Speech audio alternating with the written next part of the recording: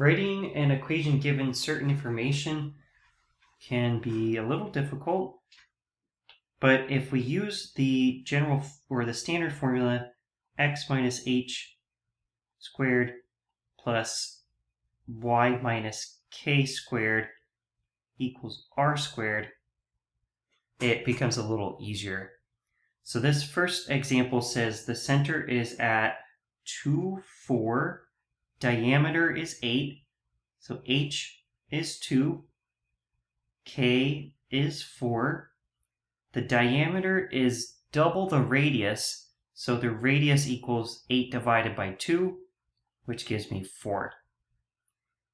Now I just plug in this information, so x minus 2 whole thing squared plus y minus 4, that whole thing squared, equals the radius squared, 4 squared, which equals 16.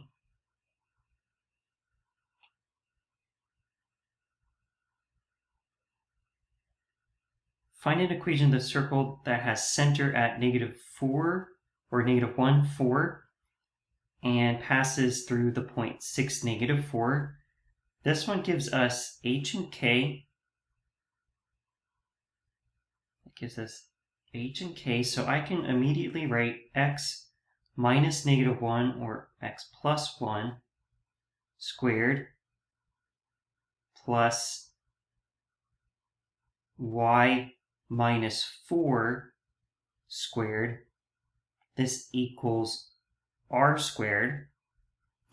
I currently don't know what r squared is, but if I plug in x and y, those two values there, I can then solve for r. So x is 6, y is -4. Plugging that in there.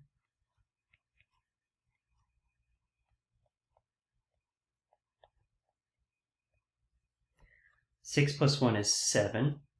7 squared. -4 minus 4 is -8. Square, that equals r squared. 7 squared is 49. 8 squared is 64.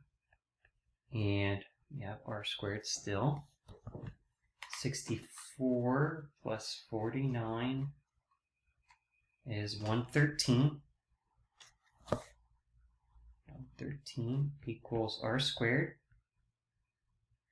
And we're good. So we just have to go back up here, plug in r squared to get our equation.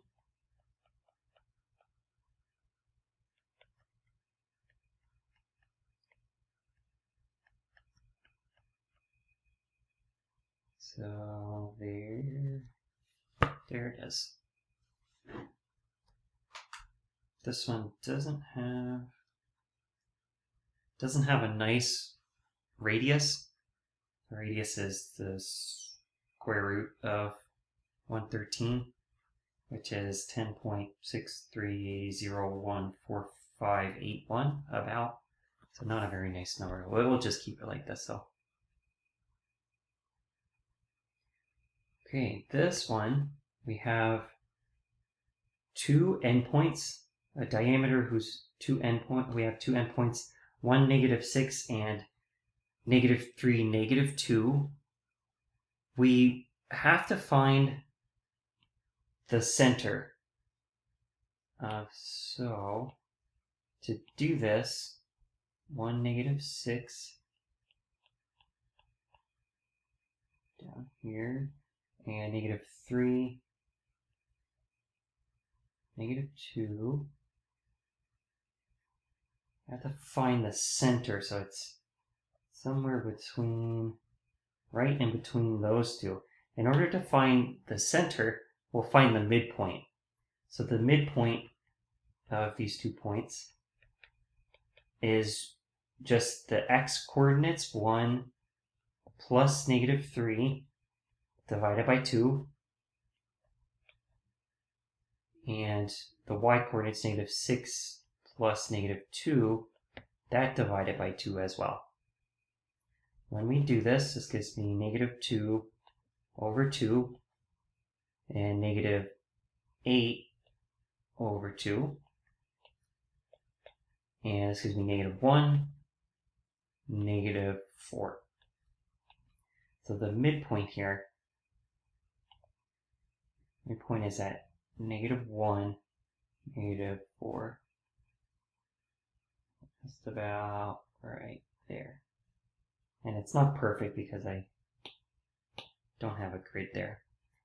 The other thing that we have to find is, and I'll just roughly sketch this, we have to find the radius. We have to find the radius here. There's a couple different ways we could do this. We could find the distance between the midpoint and one of those endpoints. We could also find the distance between both the endpoints and then just divide that distance by 2. I'll do the second way. So I'll find the diameter, which is just the distance between those two. We have to use the distance formula.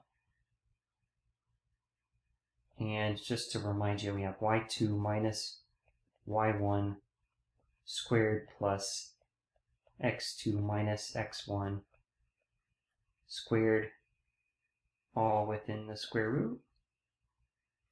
So this is negative 2 minus negative 6 squared plus negative 3 minus 1 squared.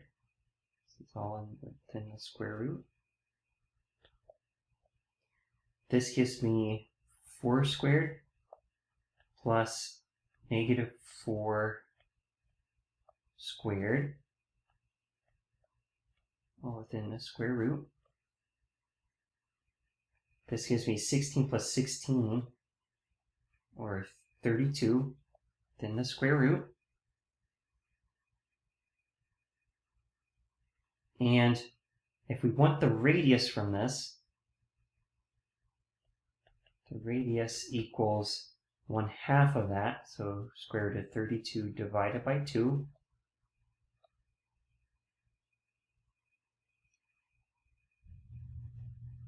And from this we could get r squared as well if we square both of these. So the square root squared will give us just 32, and 2 squared gives me 4. So r squared equals 8.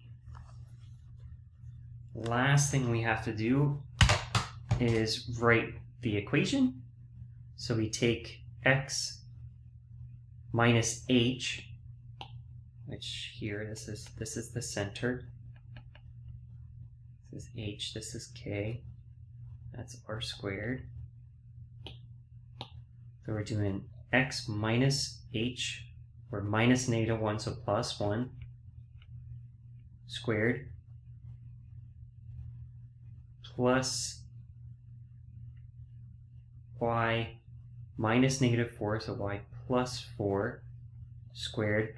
That equals r squared, which is just 8. So we have our equation right there. I want to show you a really cool website. It's called Wolfram Alpha. This site is a computational machine, computational intelligence they call it, and we can just type in what we have here, y plus 4 squared, that equals 8. And we can see here the circles, or the circle itself. They give us also integer solutions, and if we check back to what we had, 1, negative 6, that was one of them, yep. And then negative 3, negative 2, this one right here. Those are 2 points on the circle itself. And it looks like the center is just about at negative 1, negative 4, which is good. So you can always check your work with that. Desmos is another site that you could use as well.